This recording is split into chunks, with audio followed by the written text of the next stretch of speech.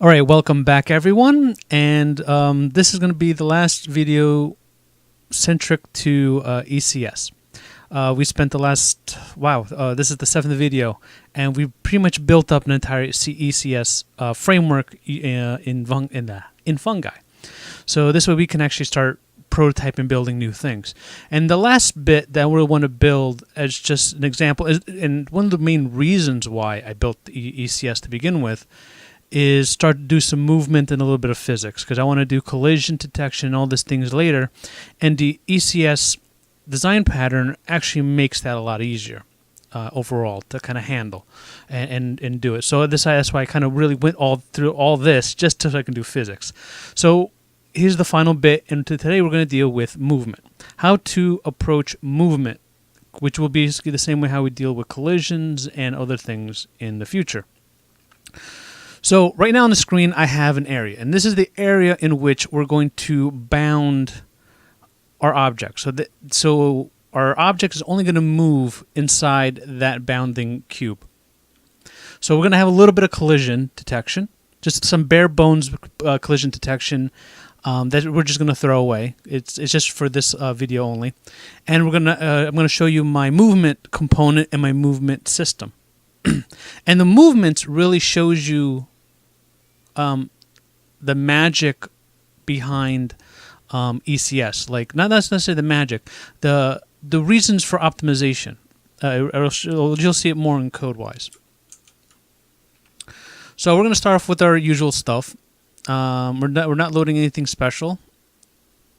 We are just loading in our movement component and our movement system. As you can see, I'm adding movement system and constraint system to our ECS, so they're added, so they get called at a certain point. And I'm creating a new assemblage called move, so it just automatically does a drawable with a transform and the movement component together. I ignore all that. This is our bounding cube. Our bounding values are up here. They're constants. Yeah. And I'll show you the constraint system. And all it does is it grabs anything that has a movement and a transform, any entities, and I just check to see its X and Y positions. And if its X and Y positions are greater than or less than the bounding box, I actually fix their positions and change the direction of movement. So if they hit the left side, it'll start bouncing and go toward the right side. If it hits the top, it'll bounce and go down the side. So it becomes a bounding box. It changes. So it's kind of like the basic concept of building our collision detections. Like what would you want to do? So here you go. And that's the whole constraint system. So it goes through all the entities that we have that move, and we're going to bound it to that box only. And then we're going to look at our movement component. Our movement component is very small, doesn't have too much to it. We have a mass, which I'm not using yet. I want to play with mass. Mass can change acceleration and velocity. I've seen some equations where by using mass you can change how things move.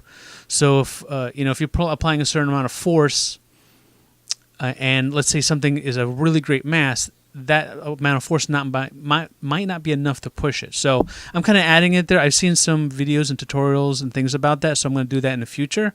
But I built it in there because I want to do mass at some point, like mass physics. We're going to have velocity. We have acceleration, and we have some simple booleans. Do I want this thing to be affected by gravity? Do I want this object to be affected by friction? And do orientation is I just did it because for this lesson and probably good for prototyping, but you probably wouldn't have it in a movement system. But what do orientation is that it rotates the forward direction toward the direction of velocity. So this way, if I have an object, that object always will be looking toward the direction it's moving. So I just built it into the movement system just because, like I said, maybe you don't want that. So you can take that little chunk out. and build that into a different system. But for prototyping, I just want to be able to make it an option, turn on and off, So that's a Boolean for my movement system. And we have a simple function, so I can just do a set, do I quickly set these two values instead of setting them separately. And that's all much for our movement component. That's all the data we really need for movement. And then we have our movement system. Up here we have a constant for gravity and a constant for friction. Actually, they're not constants, I'm sorry. They're global functions, but they exist only within the scope of this module. And this system you can change it globally. So this way, if for some reason you want all the objects in your scene to follow the exact same gravity, you can do that. You can always go a step further in your movement system and build friction and gravity into the component section. And you kind of have the value of gravity, the value of friction, but then have an option that says you use custom gravity or use custom friction. Or just have the value set to 0 or something, and since it's 0, you don't do anything with it. You could do something like that. Yeah. So you can do something like that if you want. So this way you can be more customized. I kind of want it to be more on a global scale. I want everything kind of it's better to have both worlds in all honesty. But for this, we're just going to stick with a global sense. So we keep everything nice and simple. So this is some ideas for future iterations if you guys are interested. So I'm going to follow some very basic. I'm not going to really go too in depth with how velocity works, how acceleration and friction and gravity. I'll post some links in the description that in the past I watched and I learned, and really great stuff. There's a lot of great people all over the internet that really teach these things, and they're much better at explaining math than I am.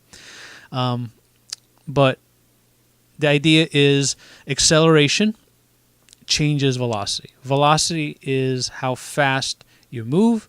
Acceleration's how fast you get faster or slower. Friction, you probably should know what friction is what force makes you slow down. Air can make you slow down because you're hitting something as you're moving through it. If you're in space, there is no air. There's nothing there to kind of hit you and push you back. So with friction off, you're basically in space. You can just keep going, and nothing will stop you. As long as you have acceleration, you'll keep going. So I always check near 0 because you don't want to be, because it'll take forever to get to 0. So when dealing with velocity, I just say, well, when you reach a certain point, like if you're less than some value, it's inside. I have it inside the inside the vector 3 object. It's like I think the number is 0.000001, which I think equals to 1. I forgot the notation. E6. I think that's the notation. I can't remember how you write in JavaScript.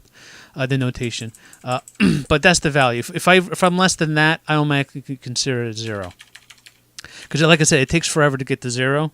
So I want to, and you won't really notice it. So the object stopped, but it's still going these tiny little minute distance. I just want to just stop it right there. Call it a day. It's the end. Before it really reaches 0. Like I said, it takes forever to get down to absolute 0. Sometimes it's infinite. You'll never reach 0. So you kind of just want to stop it. Once you figured out how fast you're going, then you add that. Then I scale that by delta time.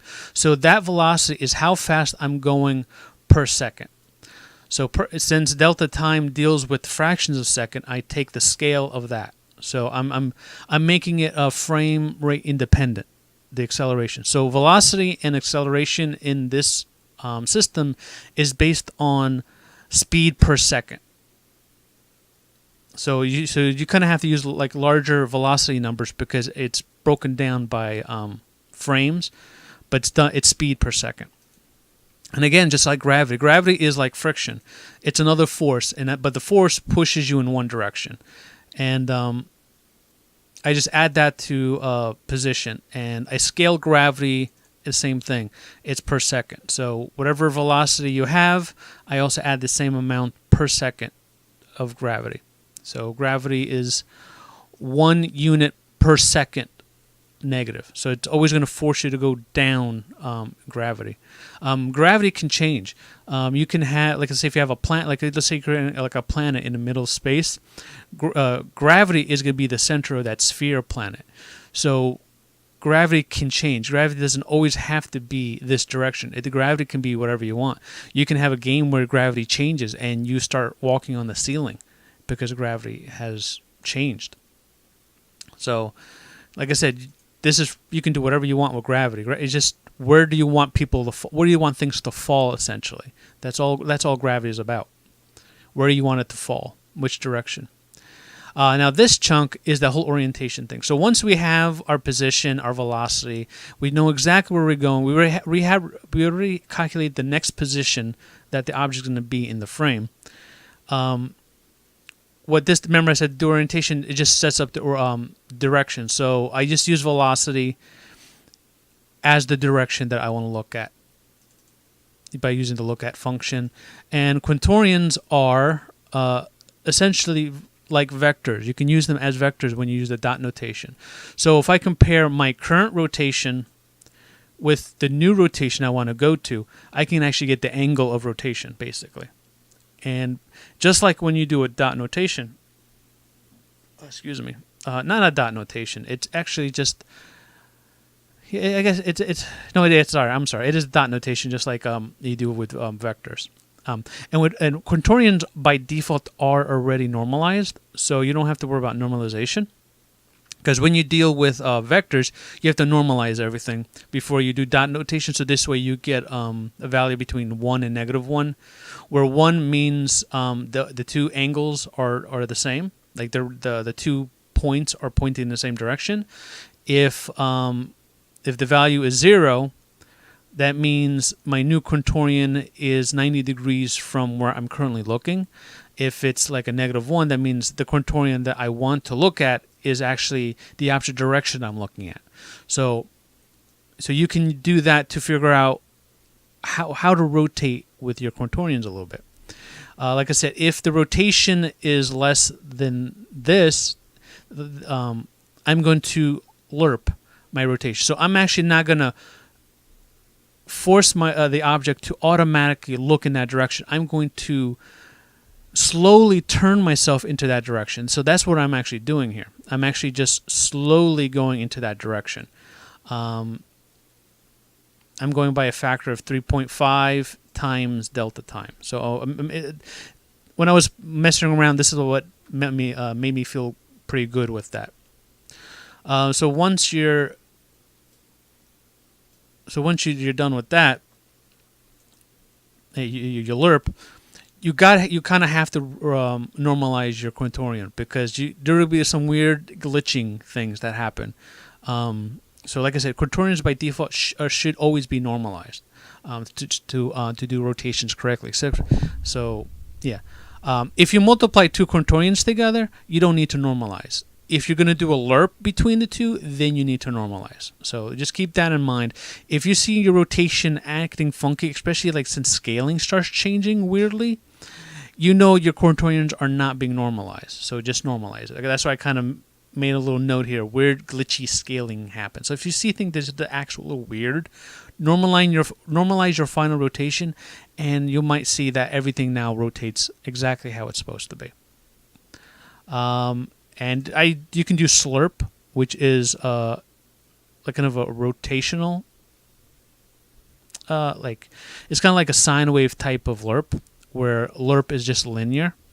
So you can try both if you want. And then if it actually is less than or almost 1, I just set that quaternion right straight to it. So next time it goes around, it would actually equal 1. And then I set do orientation to false. So that means I'm done doing orientation. So do orientation isn't something you kind of leave on. So every time you change direction, I say, well, every time I change direction, I set the value, do orientation again, because my direction has changed.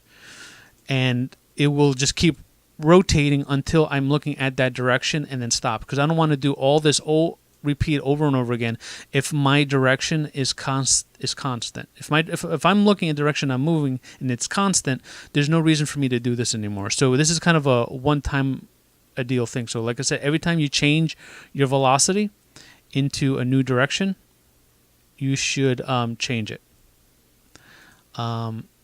Which is kind of an issue, because if I start using gravity, my direction is always kind of be changing. No, it's not. Because I'm still going in one direction, but velocity is forcing me down. So you don't need to look toward the direction of gravity. So scratch that. Oops, don't want that. All right, so that's how the movement system works. And of course, at the very end, I tell the transform that it's been modified. Because remember, this is more functional programming. So I can just say, hey, here's a private value. It's not really private. All my other components, I have it as a public, but for transform, I have it for, I mentioned it in the transform video, but I want to denote it as private for a specific reason. But just always remember, if you're going to change the value, like if you're going to change the underscore values in my transform, you always have to change this, because I have the non underscore version of it in the transforms. Like if you're new to the video, that's might be why you, in case if you're new to the video, go watch the transform video. I don't want to waste time with this. All right, so that's the movement system. That's the movement component, and we saw our constraining system. So that's all of it. So now we're going to actually build our object to do some movement. So we're going to create a cone. We're going to add our movement component to it. I know I made an assembly, but that's for this commented code. And we're going to set just a random velocity. So it's just going to have just regular velocity. Actually, you know what? Let's start off with some very simple velocity. So it's just going to have one velocity toward this direction. Doing the z value. So if I click refresh, I go here. There's our object. It's moving at a constant velocity because it has no acceleration. And there you go. There's that orientation. It just rotates, and that's it. It hits the boundary. It tells it to change its orientation, and there you go. It changes its orientation based off velocity. Remember, right here, the constraint movement. Like, it's basically, this is what's happening. It hits the corner. I make sure it's inside the bounding box in case it's over the bounding box, and I just flip the z. So that's what's happening. I'm just flipping the z every time I hit the bounding box on the z-axis. So since its velocity changed, I tell it to change its orientation and say that, hey, I actually changed your position. So everything kind of just falls into place. And of course, the transform system isn't at the bottom of the list, has the less priority. So when everything is done manipulating the transform, then that's when I actually start creating all the matrices. So movement system, the constraint system, all that just manipulates the transform object over and over again. All right, so that's cool. So we got some movement. So we can start turning on some physics-y type things. So if I want to, I can say, well, I want some friction. So if I'm moving back and forth, there you go.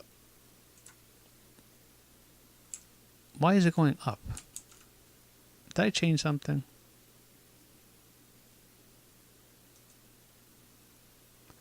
I don't know. I should be on a floor. Did I change something here by accident? Refresh. Okay, it's on the floor again. I don't know what happened. Or not. I don't know. Oh, do I have like a random position?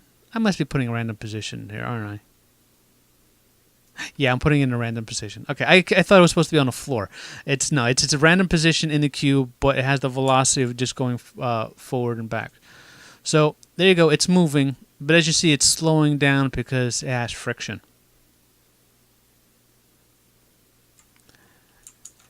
Now, if we want, we can say, well, guess what? It also has got gravity. Now it's got to contend with gravity. So it's trying to move forward, and gravity's pushing it down. And of course, you got friction, so it's slowing its forward movement. And there you go. And there you go. Like I said, you have your very basic movement. You know, you can just here's a direction. Keep going. And of course, you can add velocity to it as well. So that means for every second it goes at really high pace. It's going to go so fast that I think friction and gravity will have like practically no effect on it. And there you go. It's moving, and it's going faster. It is fighting gravity. It's fighting friction, but every time, but like I said, it's accelerating. The more time it has to move, it's just going to try to speed up. So its acceleration is changing its velocity, and its velocity is fighting friction and gravity. So now it's kind of stuck in the corner because it's fighting to go in a certain direction and it can't because it has all these things like all these forces fighting against it. And if we start letting it loose, let's say it's that space has no gravity, has no friction, it's in space.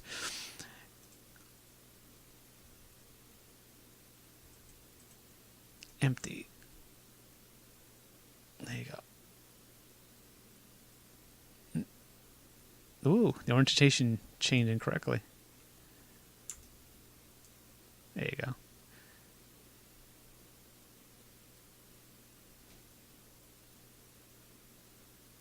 Well, that looks weird. I don't know. Huh. Like it should get faster and faster. I don't know why. Oh, you know, 1 doesn't change anything. That's probably why. Let me change everything to 2. Because if 1 times 1 stays the same, so the velocity doesn't change. And if I put like a 0.5, I'm actually shrinking the velocity.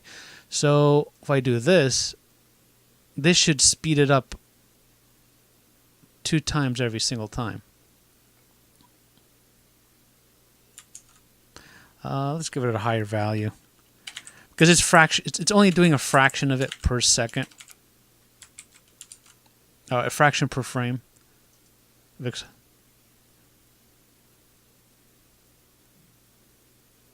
So, there you go. It's speeding up. Doesn't look like it's like stuck in a pattern.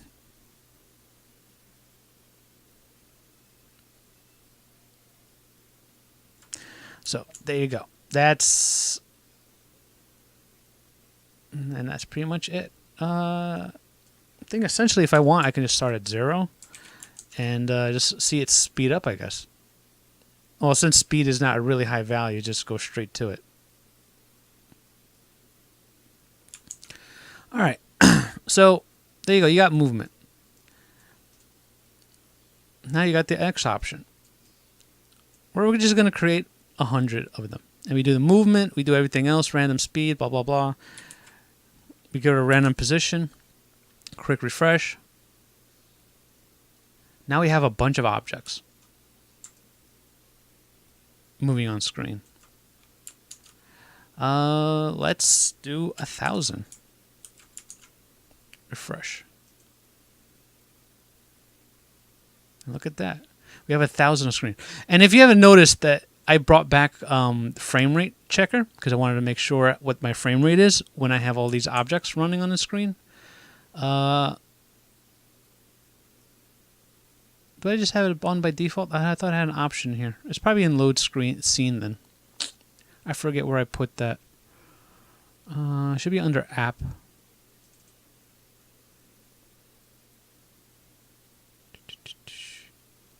I forget where I did it. Load FPS.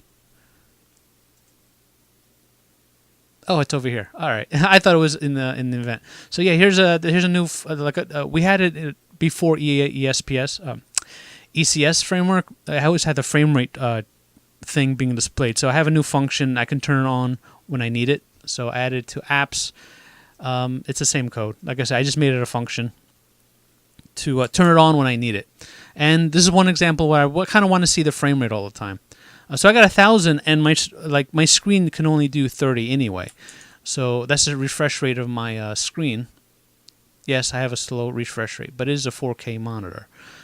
So that's why it's as a 30, a frame rate of 30. What am I doing? All right, I want to increase it to 10,000. I want to see how bad before my frame rate starts to suffer a little bit.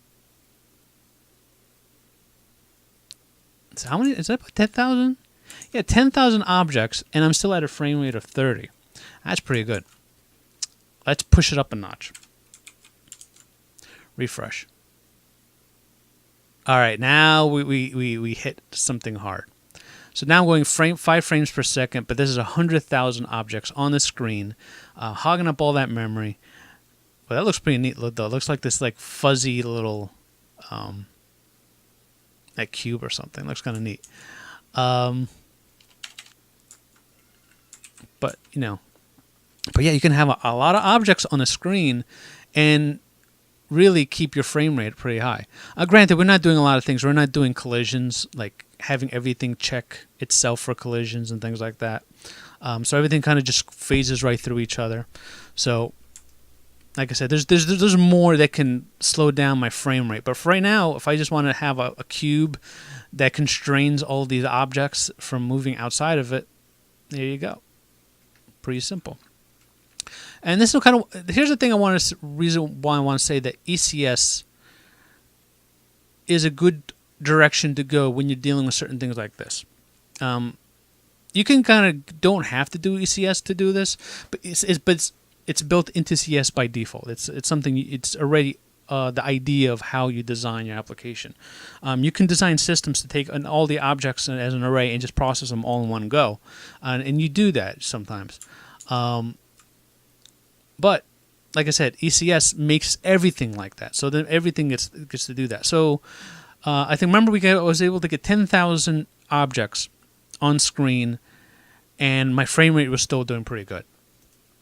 So normally, like I say, if you're going to do like an object-oriented thing, you'll create an object, and that object would have an update function. That update function will then do the movement stuff, right?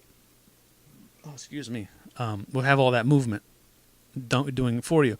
So if it's doing movement and the orientation, for every single update, I'm going to create a vec3 and a quaternion. That's about 3 plus 4. That's 7 floats. 7 times 4. I don't know how many bytes that is. 7, 4. I'm horrible at math sometimes.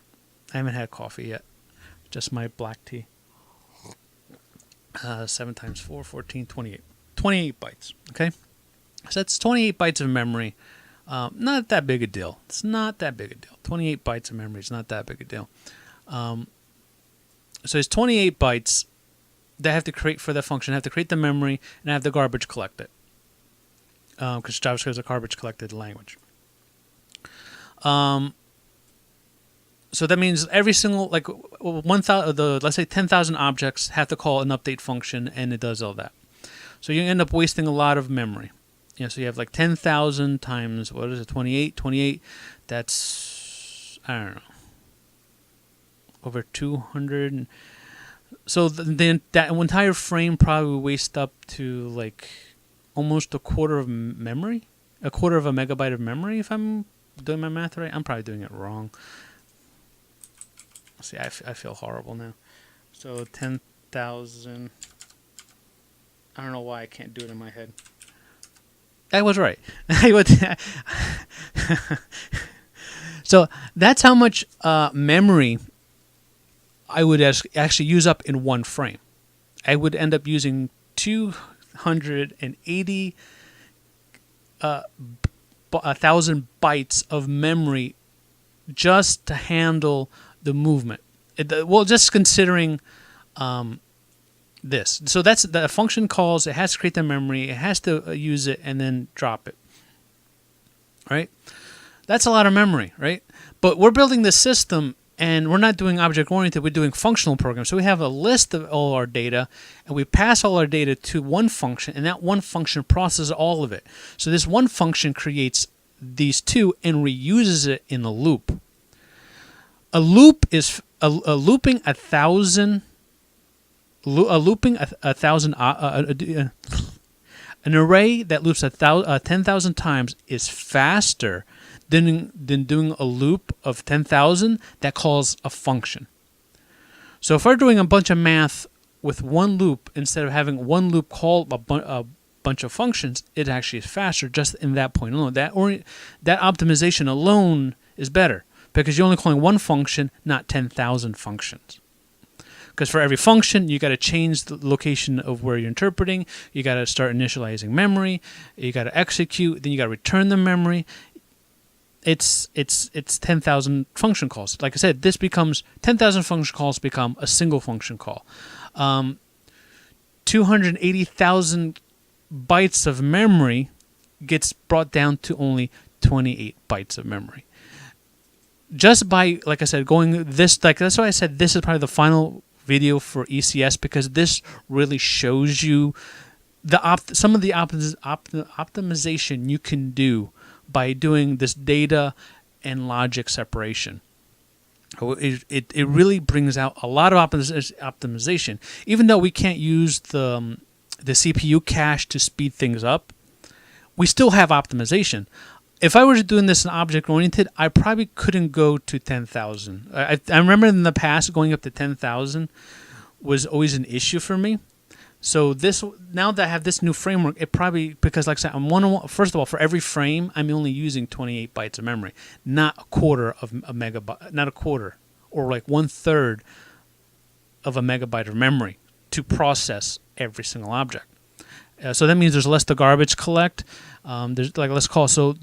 This is a really good example of why this design pattern is pretty good. Now, it has its own issues. I hate to me, this part I hate. I don't like to have to constantly go this. That part of the framework I don't like. It makes code a little bit more complicated to write, a little bit less pretty, but efficient code isn't always pretty. So if you care about efficiency, you have to accept some of the ugliness about it. I actually created another version of my ECS framework for doing 2D stuff, and I actually, instead of throwing everything in a COM, I just throw everything right into the entity object because I just want to get rid of it. But for when I'm doing these 2D prototypes to do 3D things, I'm okay with doing it this way. Like to this, my 3D one is something has to be the approach that's compatible with C++ because this is where I want to go in the future, is converting this to C++ or maybe Golang or something like that. So I got to code this in mind that this is at some point going to be a real game engine that I'm going to use outside of just the web browsers. So that's why I'm keeping some of this ugliness, because this ugliness is the only way to go about it in C++. So that's why my 2D version is strictly JavaScript, and my 3D version of ECS is strictly for 3D stuff. So if you ever see code and don't see COM, I'm probably working on 2D stuff. So yeah, there you go. This, which I don't want the calculator. I just love how that still runs in the background. And there's the video, me recording. I just find it funny. It's just all this processing happening in the background, and I'm going still like 30 frames per second, which is great.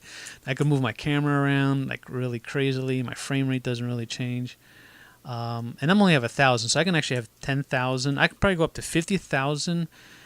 And if you want to leave the video now, go for it, because I'm just going to play with it. And if you want to sit around and see me fail, that's perfectly fine. 50,000. Can I still keep my frame rate? No. 50,000 is pushing it.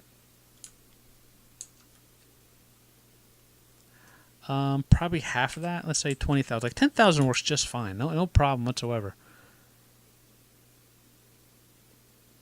Close. This is probably where I'm reaching my limit. It's at 27 frames per second. Everything still kind of moves pretty well. So about 20,000 objects on the screen that I can do movement like movement, and it is doing a little bit of constraining. I do have that constraint object, so I'm going through those 20,000 objects, checking to see if they're within the cube.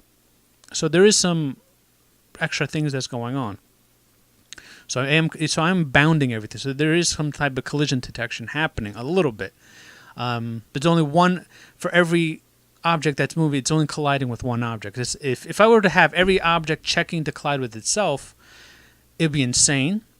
It would really slow down. I would need new options, other optimization tricks like octrees to do collision detection, which we're going to do in the future. Like I said, once we do start doing collision detections, and I want to do tons of objects on the screen, it's going to be dirt slow because I need to optimize it even further, and that's where octrees will come in. So definitely going to do it in the future after I do collision detection. I need to do sphere to sphere, cube to cube, circle to cube, yeah, things like that. I need collision detections. Yeah, that's about it.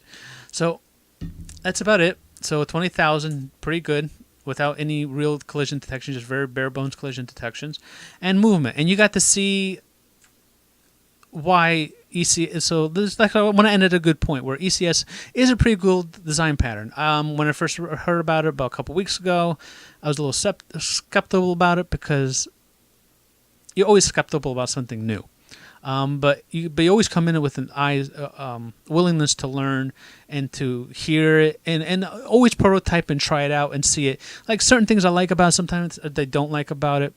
Like I said, sometimes you have to give up something to get something out of it. And this design pattern is more efficient overall when I want to deal with tons of data. So if I'm dealing with tons and tons of data, like 10,000 objects on the screen, 20,000 objects on the screen, this is probably the better design pattern for it to keep memory low. Yeah, just keep memory low and just not dealing with garbage collection and things like that. Just keeping everything as minimal as possible. So it works really well. So I end it here. So this will be the last ECS-centric video. Everything after here will have ECS built in, but it won't be very specific about it. I'm just using it, but the main focus will be what that subject is. So that's it. Until there's another design pattern that's better than ECS, then I'll redo that fungi yet again for that design pattern if it's more efficient than ECS. So yeah, I'm thirsty. So please like and subscribe, the usual BS you have to say at the end of YouTube videos. I don't know. I should probably have something on a text. I should probably put something in the video that says, please like and subscribe, so I don't have to say it. It's just so stupid. I'm not a professional YouTuber. I don't make money off of this, so it doesn't really matter if you like and subscribe. Same thing with Patrons. I'm not like those type of people that say, hey, Patrons is what makes this possible. If you don't pay me money, I'm not going to make videos. I'm just doing this because I want to. It's fun. So